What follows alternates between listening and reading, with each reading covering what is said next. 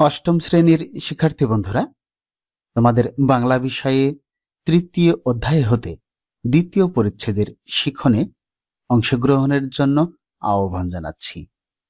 আমরা আজকের শিখনে দ্বিতীয় পরিচ্ছেদে বিবরণমূলক লেখা নিয়ে কাজ করব। প্রথমে 3.2.2 তথা বিবরণমূলক লেখার বৈশিষ্ট্য এ সম্পর্কে একটু জেনে নেওয়া প্রয়োজন। যেসব বৈশিষ্ট্য থাকলে কোনো লেখাকে বিবরণমূলক লেখা বলা যায়, সেসব বৈশিষ্ট্যের মধ্য থেকে 3টি বৈশিষ্ট্য নিচে লেখো। লেখার পরে সহপাঠীর সঙ্গে আলোচনা করো এবং প্রয়োজনে সংশোধন করো। প্রথমে আমাদের এখানে কাজ করতে হবে, বিবরণমূলক লেখার 3টি বৈশিষ্ট্য তুলে ধরতে হবে। চলো আমরা বৈশিষ্ট্য 3টি দেখে নিই। বিবরণমূলক লেখার 3টি বৈশিষ্ট্য তুলে ধরেছি, দেখো। কোনো একটি নির্দিষ্ট বিষয়ের বিস্তারিত বিবরণ দেওয়া হয়, কয়েকটি অনুচ্ছেদে বিবরণ দেওয়া হয়। বিবরণমূলক লেখায় লেখকের চিন্তা ও অনুভূতির প্রকাশ থাকে। শিক্ষার্থী বন্ধুরা, এ পর্যায়ে আমাদের কাজ হবে এখানে হায়াত মাহমুদ রচিত রবীন্দ্রনাথ শিরোনামের লেখাটি পড়া এবং পরবর্তী কাজগুলো করা। তার আগে হায়াত মাহমুদ সম্পর্কে সামান্য কিছু তথ্য জেনে নিই। হায়াত মাহমুদ একজন খ্যাতিমান প্রাবন্ধিক ও গল্পকার। শিশু কিশোরদের জন্য তিনি লিখেছেন প্রতিভার খেলা, নজরুল, রবীন্দ্রনাথ, বাংলা লেখার নিয়ম কানুন ইত্যাদি তার উল্লেখযোগ্য কয়েকটি বইয়ের নাম। নিচে বিবরণমূলক রচনাটি লেখকের রবীন্দ্রনাথ কিশোর জীবনী বই থেকে নেওয়া হয়েছে। আমরা অল্প কিছু অংশ পড়ে নেব। রবীন্দ্রনাথ ঠাকুর জন্মেছিলেন 19 শতকের শেষ দিকে। সেদিন ছিল বাংলা 1268 সালের 25শে বৈশাখ, 7ই মে 1861 খ্রিস্টাব্দ। নিজেই তিনি বলেছেন, আমি জন্ম নিয়েছিলাম সেকেলে কলকাতায়। তখন ট্রাম ছিল না, বাস ছিল না, মোটর গাড়িও ছিল না, ছেকড়া গাড়ি ছিল, ঘোড়ায় টানতো আর ধুলো উড়তো রাস্তায়। কলকাতা শহরের বুকে তখন পাথরের চাঙ্গড় বসেনি, পথঘাট তখনও অনেক কাঁচা ছিল। বড় বড় দালান কোঠার ফাঁকে ফাঁকে দেখা যেত একটা দুটো পুকুর, তার জলে সূর্যের আলো পড়ত ঝিকমিক। বিকেলে অশ্বত্থের ছায়া দীর্ঘতর করে পশ্চিমে পাটে বসত সূর্য। হাওয়ায় দুলত নারকেল গাছের সরু সরু পাতা, পাতার শব্দ হতো ঝিরঝির। মাঝে মাঝে কোনো গলি থেকে অকস্মাৎ আওয়াজ উঠত পালকি বেহারাদের হাই হুই, কখনো কখনো বা বড় রাস্তা থেকে সহিসের হিঁ ও হাঁক। শিক্ষার্থী বন্ধুরা, শিক্ষার্থী হিসেবে দায়িত্ব জ্ঞান করে পুরো লেখাটি তোমরা পড়ে নেবে। পড়ার পরে আমাদের প্রথম যে কাজটি হবে তা হলো কঠিন শব্দের অর্থগুলো জেনে নেওয়া। ধনুরি মানে যারা তুলা দিয়ে লেপ তোষক তৈরি করে। বাখারি মানে বাঁশের মোটা চটা বৈঠকখানা, বাড়ির বাইরের দিকে বসার ঘর। মুগুর মানে মাথা মোটা এক ধরনের হাতিয়ার, এটি বাঁশ দিয়েও তৈরি হয়, কাঠ দিয়েও তৈরি হয়। বাকি শব্দার্থগুলো পড়ে নেওয়ার জন্য আহ্বান রইল। এবার আমাদের প্রথমে কাজ করতে হবে 3.2.2 তথা পড়ে কি বুঝলাম। এখানে রবীন্দ্রনাথ রচনার ভিত্তিতে নিচে কয়েকটি প্রশ্ন দেওয়া আছে। তোমার একজন সহপাঠীর সাথে এগুলো নিয়ে আলোচনা করো এবং সংক্ষেপে উত্তর তৈরি করো। প্রশ্নগুলো দেখে নিই। প্রিন্স দ্বারকনাথের পৌত্র হয়েও রাজার হালে মানুষ হননি তিনি। লেখক কি কি কারণে রবীন্দ্রনাথ সম্পর্কে মন্তব্য করেছেন? পৌত্র মানে নাতি। রবীন্দ্রনাথের কোন কাজগুলো করতে ভালো লাগতো এবং কেন ভালো লাগতো? তৃতীয় প্রশ্ন, রবীন্দ্রনাথ রচনায় বেশ কিছু বিষয়ের বিবরণ আছে, এর মধ্য থেকে যে কোনো দুটি বিষয়ের বিবরণ সংক্ষেপে তোমার নিজের ভাষায় লেখো। শিক্ষার্থী বন্ধুরা, এখানে যে 3টি প্রশ্ন আছে তার নমুনা উত্তর আমরা একটু দেখে নেব। প্রথম প্রশ্নের উত্তরটি আমরা লিখব এইভাবে: রবীন্দ্রনাথ ঠাকুর তার পিতামহ প্রিন্স দ্বারকনাথের বিরাট প্রাসাদে জন্ম নিলেও রাজার হালে মানুষ হননি। মা অসুস্থ থাকায় মায়ের আদর যত্ন পাননি। বাবা সর্বদা বাইরে ঘুরে বেড়াতেন। 14 ভাই বোনের মধ্যে তিনিই ছিলেন সবার ছোট, অথচ ভাই বোনদের স্নেহ ভালোবাসা পাননি। রবীন্দ্রনাথের বয়স যখন 5-6 বছর, তখন তাকে অন্তঃপুর ছেড়ে চলে আসতে হলো বারবাড়িতে। অন্তঃপুর মানে বাড়ির ভেতরে, আর বারবাড়ি মানে বাড়ির বাইরে আঙ্গিনায় চাকর বাকরদের থাকার জায়গা। সেখানে মানুষ হতে লাগলেন চাকর বাকরদের তত্ত্বাবধানে। বড়লোকি বিলাসিতার ধারে কাছে ঘেঁষতে দেওয়া হতো না তাকে। একান্ত গরিবী হালে বাল্যকাল কেটেছে। পোশাকের ক্ষেত্রেও ছিল গরিবানা হাল।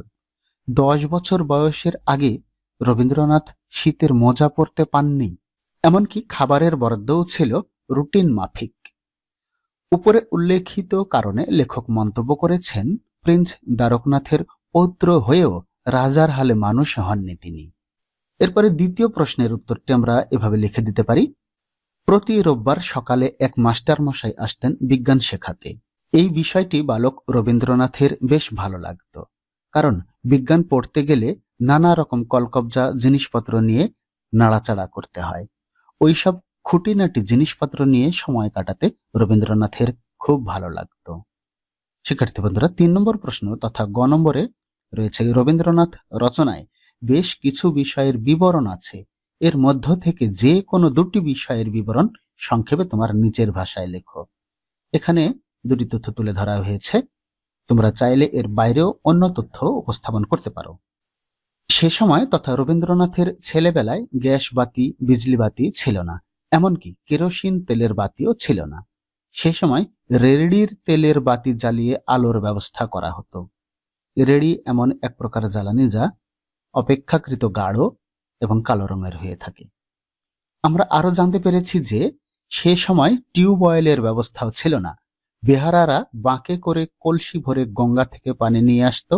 সেই পানি বড় বড় জালায় ভরে রাখত, যা সারা বছরের পানীয় জল হিসেবে ব্যবহার করা হতো। আরেকটি তথ্য আমরা এখানে দিতে পারি, রবীন্দ্রনাথ ঠাকুরের সময় বাস, ট্রাম, মোটর গাড়ি কিছুই ছিল না। যানবাহন হিসেবে ছিল ছ্যাকড়া গাড়ি। ধুলোমাখা রাস্তায় ছ্যাকড়া গাড়ি টেনে নিয়ে যেত ঘোড়া। তখনকার সময়ে কলকাতার পথঘাটও ছিল কাঁচা। শিক্ষার্থী বন্ধুরা, এর পরে আমাদের কাজ হবে 3.2.3 তথা লেখা নিয়ে মতামত এই অংশে। এখানে বলা হয়েছে, রবীন্দ্রনাথ রচনাটির যেসব বক্তব্য নিয়ে তোমার মতামত রয়েছে বা মনে প্রশ্ন জেগেছে তা নিচের ছকে লেখো। কাজ শেষে কয়েকজন সহপাঠীর সঙ্গে উত্তর নিয়ে আলোচনা করো এবং প্রয়োজনে সংশোধন করো। একটি নমুনা দেওয়া হয়েছে এখানে, দেখো। আমি জন্ম নিয়েছিলাম সেকেলে কলকাতায়। এই লেখাটি রবীন্দ্রনাথ রচনায় আছে। এখন আমার জিজ্ঞাসা ও মতামত অংশে লিখতে পারি এভাবে, সেকেলে বলতে কোন কাল বুঝিয়েছে সেটা প্রথমে বুঝতে পারিনি, পরে বুঝলাম রবীন্দ্রনাথের ছোটবেলার কাল। বাকি দুটো উত্তর আমরা নমুনা উত্তরে দেখে নেব। দ্বিতীয় নম্বর কথাটি আমরা লেখা থেকে সংগ্রহ করেছি এটি, আমি ছিলুম সংসার পদ্মার বালুচরের দিকে অনাদরের কূলে। আমার জিজ্ঞাসা মতামতাংশে আমরা বলতে পারি, বাক্যটির অর্থ প্রথমে বুঝতে পারিনি, পরে বুঝতে পারলাম যে রবীন্দ্রনাথ ঠাকুর তার ছেলেবেলার আদর যত্ন বঞ্চিত ও অবহেলিত জীবনকে পদ্মার বালুচরের সাথে তুলনা করেছেন।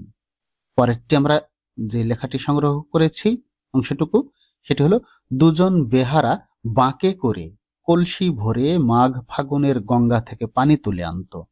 এই বাক্যে বেহারা এবং বাঁক শব্দ দুটোর অর্থ প্রথমে বুঝতে পারিনি, পরে জানতে পারলাম বেহারা শব্দের অর্থ যারা পালকি বহন করে। অন্যদিকে বাঁক বলতে বাঁশের তৈরি লাঠির মতো একটি জিনিস, যার দুই দিকে অপেক্ষাকৃত চিকন এবং মাঝে কিছুটা মোটা হয়ে থাকে। বর্তমানে অনেক ফেরিওয়ালা বাঁকে করে পণ্য বিক্রি করে। আঞ্চলিক ভাষায় বাউকও বলা হয় এই বাঁক শব্দটিকে, অর্থাৎ ভার বহনকারী একটি বাঁশের তৈরি জিনিস। শিক্ষার্থী বন্ধুরা, এ পর্যায়ে আমাদের কাজ হবে রবীন্দ্রনাথ শিরোনামের রচনাটিকে কেন বিবরণমূলক লেখা বলা যায়। বিবরণমূলক রচনা কেন বলা যায় তার আগে বিবরণমূলক লেখার ধরনটা আমাদের জেনে নিতে হবে। এখানে কিছুটা উত্তর দেওয়াই আছে, মাথা খাটিয়ে শুধু সাজিয়ে নিতে হবে। বলা হয়েছে, স্থান, বস্তু, ব্যক্তি, প্রাণী, অনুভূতি, ঘটনা বা কোনো বিষয়ের বিবরণ দেওয়া হয় যে রচনায়, তাকে বিবরণমূলক লেখা বলে।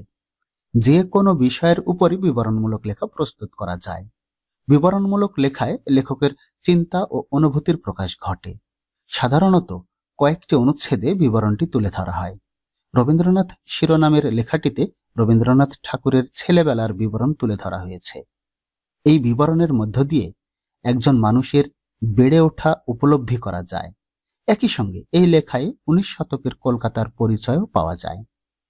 শিক্ষার্থী বন্ধুরা, আমরা এইবার রবীন্দ্রনাথ শিরোনামের রচনাটিকে কেন বিবরণমূলক লেখা বলা যায় তার নমুনা উত্তরটি দেখে নেব। আমরা উত্তরটি এভাবে লিখে দিতে পারি।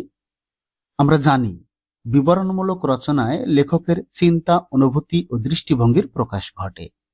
বিবরণমূলক লেখার বৈশিষ্ট্য হল কোনো বিষয় সম্পর্কে একটি স্পষ্ট ধারণা দেওয়া।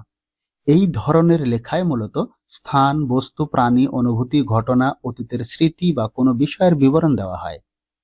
তাছাড়া বিবরণমূলক লেখা হতে হয় স্পষ্ট, সংক্ষিপ্ত এবং সুনির্দিষ্ট। হায়াত মাহমুদ রচিত আমাদের আলোচ্য রবীন্দ্রনাথ শিরোনামের লেখাটিতে রবীন্দ্রনাথ ঠাকুরের জন্ম থেকে আরম্ভ করে তার শৈশব সহ বেড়ে ওঠা ব্যক্তি জীবনের নানা ধরনের বাস্তব ঘটনা সংক্ষিপ্ত সুস্পষ্টভাবে বর্ণনা দেওয়া হয়েছে। সেই সাথে লেখকের চিন্তা ও অনুভূতিরও প্রকাশ ঘটেছে।